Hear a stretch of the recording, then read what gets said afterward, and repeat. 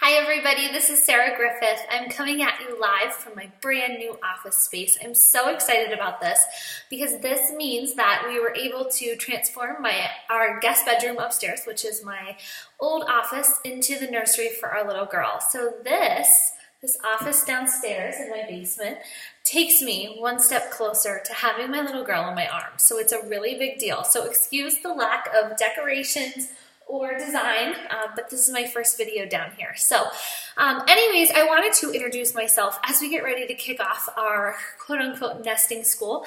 This is a free group for new moms or moms-to-be.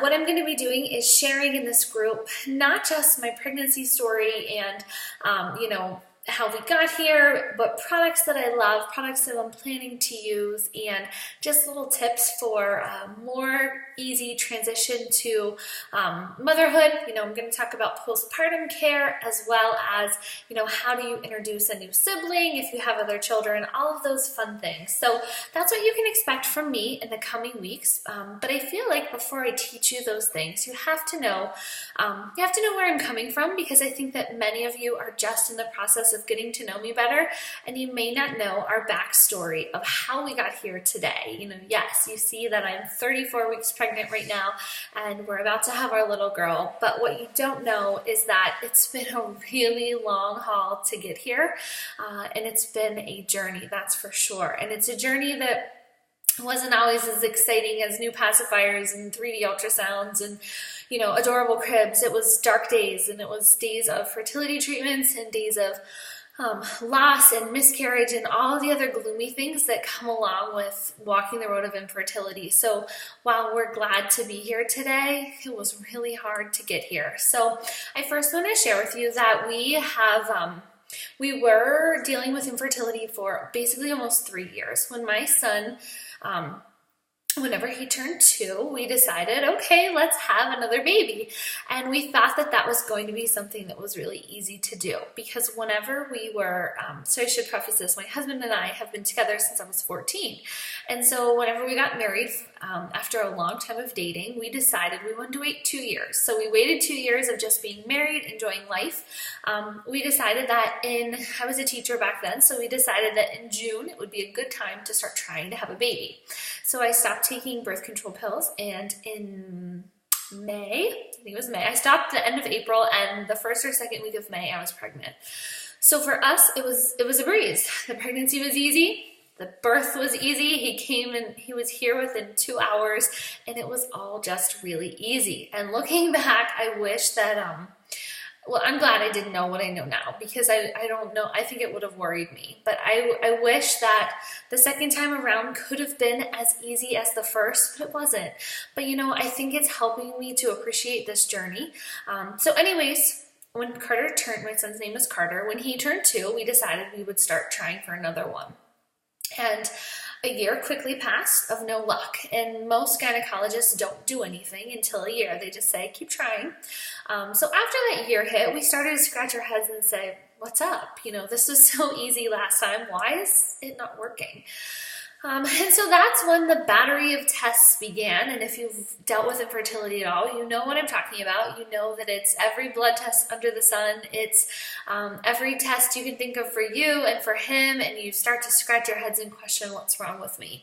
And you know that it's stressful. It's lots of trying. It's lots of pregnancy tests that say no. It's lots of ovulation kits. It's lots and lots and lots of long months and letdowns. And so that's where we started.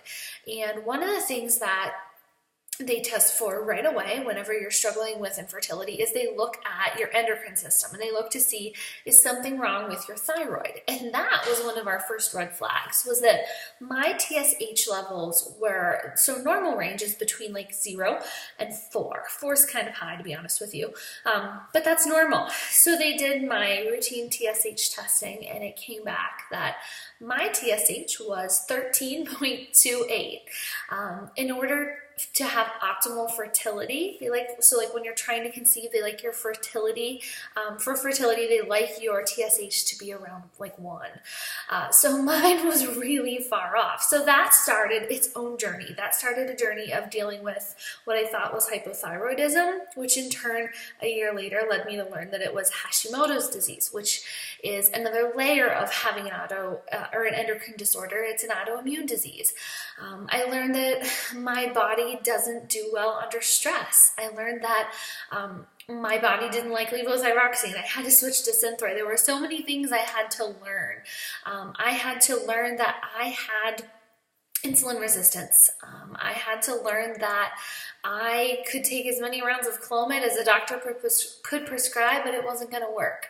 I was told that I had PCOS. I was told everything under the sun, and it was one more thing that we just had to deal with. And you know, we went to the fertility doctors to start IUI and then possibly go down the road of IVF, and it was overwhelming and it was scary and it was expensive, and it just felt like, wow, there's no end in sight. And you know, they gave you the diagnosis. We had the diagnosis that it was unexplained infertility.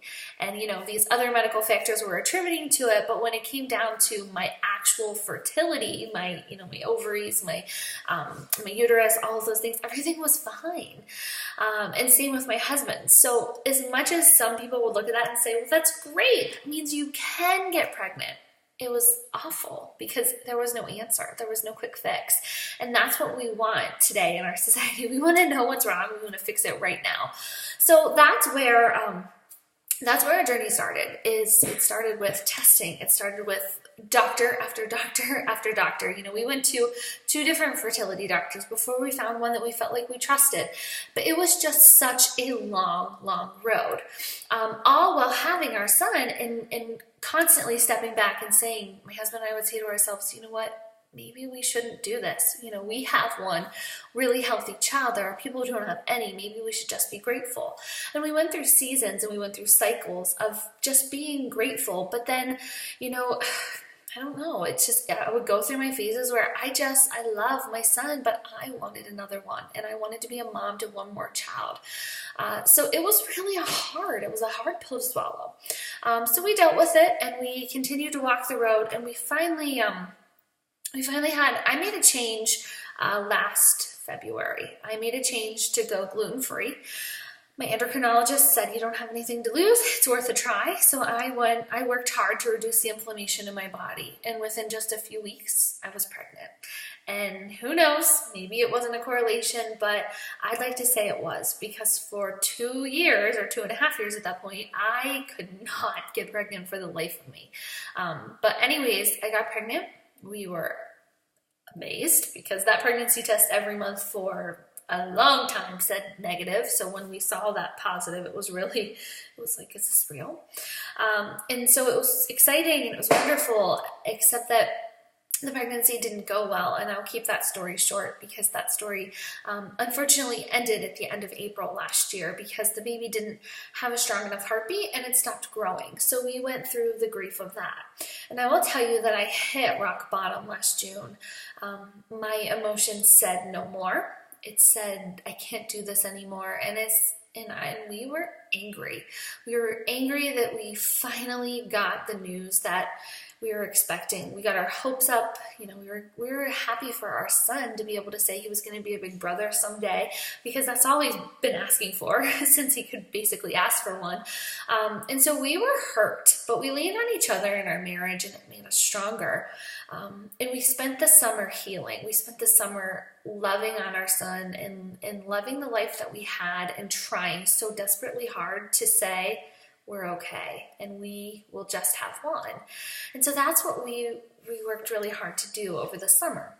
And then in August, my grandmother passed away, and she passed away, and I like to call her the queen of fertility. My grandma was one of 9, or she had 9 children, excuse me, and she was one of many. But she passed away, and just like a week or so later, I was expecting. And my heart just said, it's almost like my grandma's looking out for me, and it's almost like she's my fertility guardian angel. And that may seem silly to some, but it was just, we lost one really incredible person in our life, but then we gained this blessing out of nowhere, and it was unexpected. And we finally stopped trying and we just stopped the stress of all of it, and it seemed to have worked. But I spent, the pregnancy being very, very nervous and very, very apprehensive. I will say that the first trimester, I cried before every appointment. I went into the anatomy scan at 20 weeks waiting for them to tell me that there wasn't a baby. Like, I don't know what it was. I tried to have faith. I tried to really be at peace, but I was scared to death. And to be honest with you, I'm at 34 weeks right now, and I'm still scared to death. And I just pray every day that she gets here safely, because she has been, I have a shirt for her that says worth the wait, and she has been absolutely worth the wait. And I can't wait. I can't even imagine how I'm going to feel when she's in my arms, but it has been a wait, a long, long wait. So my story is one that's unique, I guess, but also not. I've found that there are so many women who have it's called a rainbow baby. It's a baby born after a miscarriage, and I find that there are so many women out there with healthy, happy little rainbow babies, and it gives me hope. But I also know the sadness and the pain of those who are dealing with infertility and those who are walking the road right now. So I just wanted to let you in on, who I am and what my story is all about, and I'm excited to get to know all of you. What I will ask you to do for this group is if you can share below your pregnancy story. Was it I got pregnant after a month? Was it took us a long time? Whatever you want to share that's unique to this pregnancy, I would love to hear it. So if you can comment below, that would be incredible, and I'm getting excited to kick off the group with all of you. Thanks so much. See you guys.